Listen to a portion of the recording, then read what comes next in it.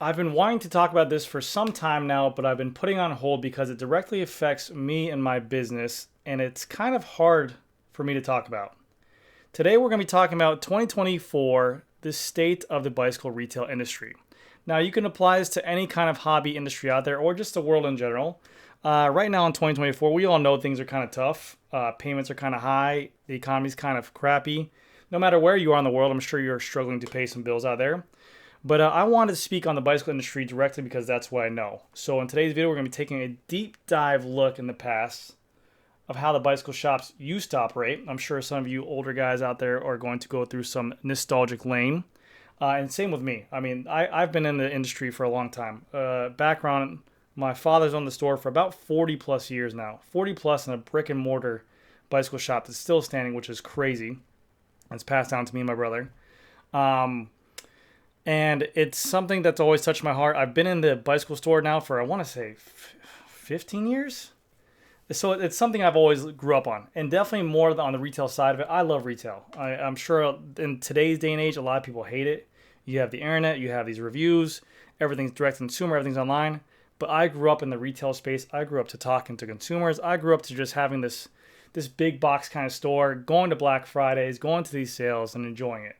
I don't know why. I miss that. But we're going to take a look at our store and talk about the future of the bicycle industry because a lot has changed over the past 10 years, and I'll kind of go down memory lane. So hopefully you guys enjoy. I should have put the green screen up. I didn't want to. I should have changed my shirt. I didn't want to. Full disclosure, it's 11:55 on a Thursday night. So we're going to go into the Bicycle Generations Instagram page, and if you scroll down here, there's a lot of good photos, including this gem right here. That is me right there without a beard, and this was 2013, 10 years ago. So pretty much I'm 22 right here, and I had to scrape my knee. That's when my leg was folded up like this. That's my brother right there. So there's some gems on here if you guys want to follow out. Different carpet. That's the same area where I shoot my videos at. Same high pressure pumps. TV in the corner. Yeah, there's some good stuff on here. But let's jump into the state of retail right here. This picture's from November 27th, 2013, Black Friday weekend right here. One of our old employees here, Mr. Victor, huge shout out to him, one of my good buddies here. That's me right behind that post, kind of creepily standing. But this is where our bike shop was known for. The high performance stuff that you guys see and known to love on my YouTube channel was not all that we were known for. To be honest with you, our bicycle shop started off as a cruiser store because of the fact that 40 years ago, high performance wasn't a thing. Back in the day, road bikes, the most expensive road bikes out there, the most breaking, cutting edge stuff was like $2,000. Then it upgraded to $5,000. Like the S-Works bikes were $5,000 back in the day, like 1995s, 1999s, or whatever it was. But this is what the store kind of looked like on this year. 2013, holidays are in the air. Black Friday's coming up. We need to move some inventory. Internet's not really a big thing in terms of direct consumer shopping. This is what our store looked like. Jam-packed full of cruisers, family bikes, bows on the bikes, rock hoppers, bikes hanging from the ceiling, Cavendish, Venge, Alberto Contador, SL3, S-Works Tarmac. I mean, this was what the holiday rush was all about. We're preparing for the store. You worked a weekend here, you're getting a workout. Our store did anywhere from about $8,000 to $10,000 on a Saturday. You were selling at $500 bicycles. So you're literally working with a family, taking them out there, getting on 2 or 3 cruisers, going outside for a test ride, coming back in. Maybe you have someone new to the sport saying, hey, I'm looking to get into road biking. You're shopping them around, showing them specialized allays that are aluminum frames. Then they don't know what carbon fiber is, so you go ahead and show them what carbon fiber bikes are. You have them ride the two. They can really feel the difference. There really is no online reviews yet for bicycles.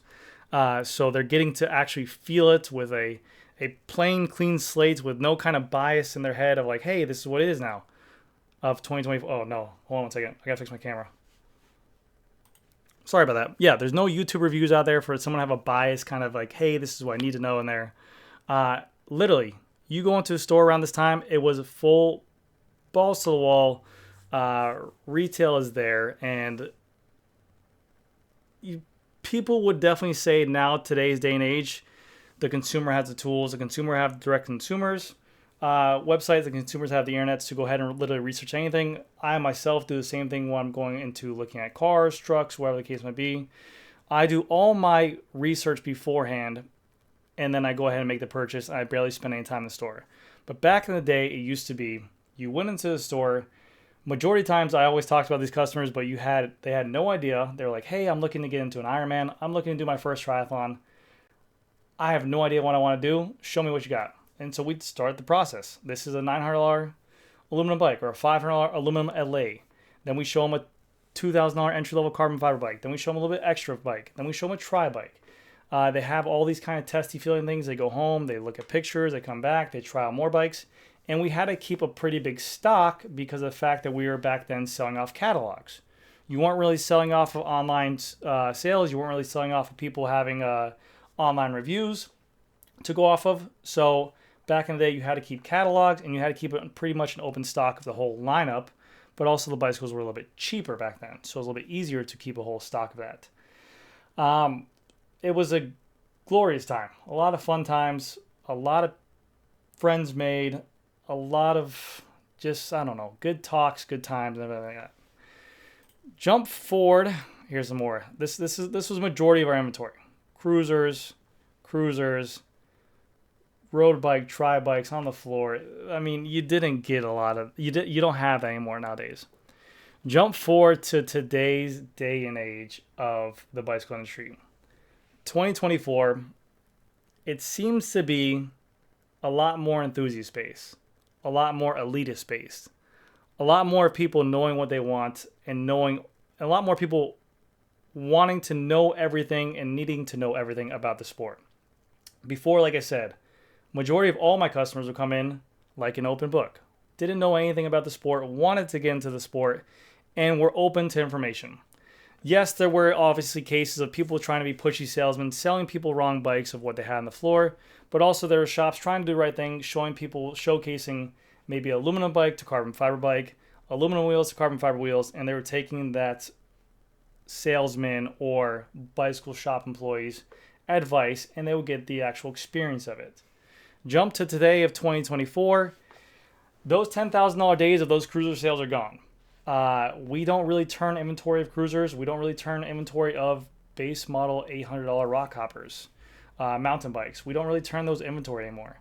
That customer seems to come and gone. I don't know if it's because of the fact of inflation. I don't know if because of the fact that everyone's feeling the squeeze in the world right now, which is obviously a real excuse. I don't know if it's a fact of electronics. Back in the day, kids used to love bikes. People look for bicycles to go ahead and buy for have fun. Now we have the internet, now we have iPads, now we have all this other stuff to go ahead and entertain us. A big thing that our bicycles are competing against are these electric scooters that are now $200 to $300. People are using those for commuting instead of bicycles. They're not as bulky. They're easy to travel with. They have a longer range. They're cheap. You know, it is what it is. So those $10,000 days of retail days, it used to be a sin to close on Saturday, Sunday, and Friday for retail. Now I know bike shops that specifically close on Sundays and Mondays because of their slow days. So the retail store, the retail aspect of it is really dwindling away. And like I said, it's becoming this enthusiast, this entitled, it's this purist, this elitist, where now instead of the 10,000 cruiser days where we're selling 8 or 9 units of bicycles, we're now selling one $10,000 bicycle. We're doing a lot more of no walk-ins, like I want to say little to no walk-ins on some days, but we'll have a cell phone conversation or a phone call conversation of, hey, do you have this bicycle? I saw it online. I saw a review. My buddy told me about this bicycle. I want to buy it. Literally, not even a step into the door, put a deposit on the bicycle, and purchase the bicycle. And that's really why on this channel, before I go off and what I was talking about, I don't really give reviews on bikes because I'm just a person. And my review can always be my opinion. And a review is literally just going to be giving my thought on the bicycle. And I could absolutely love it or hate it. And I learned this before I got into YouTube. When we wouldn't sell a bicycle brand like a Trek, like a Fuji, like something like that, we'd be like, oh, that bicycle's trash. Why are you riding that? That's horrible. You should get a Specialized. You should get this. And then we meet these people that are on these group rides that I'd be like, oh, you have that bike? I've heard that bike's crappy. I heard you don't like it. And this person would go on for hours to explain why he absolutely loves this bike and that bicycle is the best bicycle he ever made. So that's why I don't give reviews, because every single product you look up online, no matter what it is, will have a review of someone saying it's their best absolute product. And then there will be the complete opposite end of the spectrum saying it's their absolute worst product ever written and they don't like it. So I feel like reviews are always kind of biased in that matter. Obviously, you can get a massive sample serving size and you can kind of make your own consensus of, hey, there's a lot more positive than negative nowadays, but still, I don't know, you got to go to a store and ride it and experience it and feel it for yourself to actually get a good feel for it. But anyways, back to what I was saying. That day of 2024 cycling is just high-end boutique items. Even our shop has transitioned more from cruisers. We still keep them, but I don't know if it's because of the fact that where we live at, I always mention it's a really high-income area. Maybe a lot of the middle-class people aren't there looking for cruiser bikes. Maybe Amazon has taken us out of that marketplace. Maybe big box stores are taking us out of that marketplace. Maybe people don't want to pay $600 for a towny cruiser anymore and they want to pay $200 for a family bike. But back in the day, these bikes weren't that much of a price increase. From today's price from 2024 being $629, these bikes used to be $539 like 2019. So it's only $100 from that time. But it just seems like these bikes aren't selling. And even the entry-level carbon fiber bikes aren't selling. And even the middle range road bikes aren't selling. Now, this is just my serving size and my sample size for it. Shops could be thriving somewhere else in that matter. Shops could be only doing that. Maybe that's what they're known for. But in a realm where, look at me talking. In a world where, I want to say 7 years ago, we were absolutely killing it with cruiser sales and $2,000 road bikes and $4,000 road bikes and $1,000 hybrids and baby seats and all this other stuff.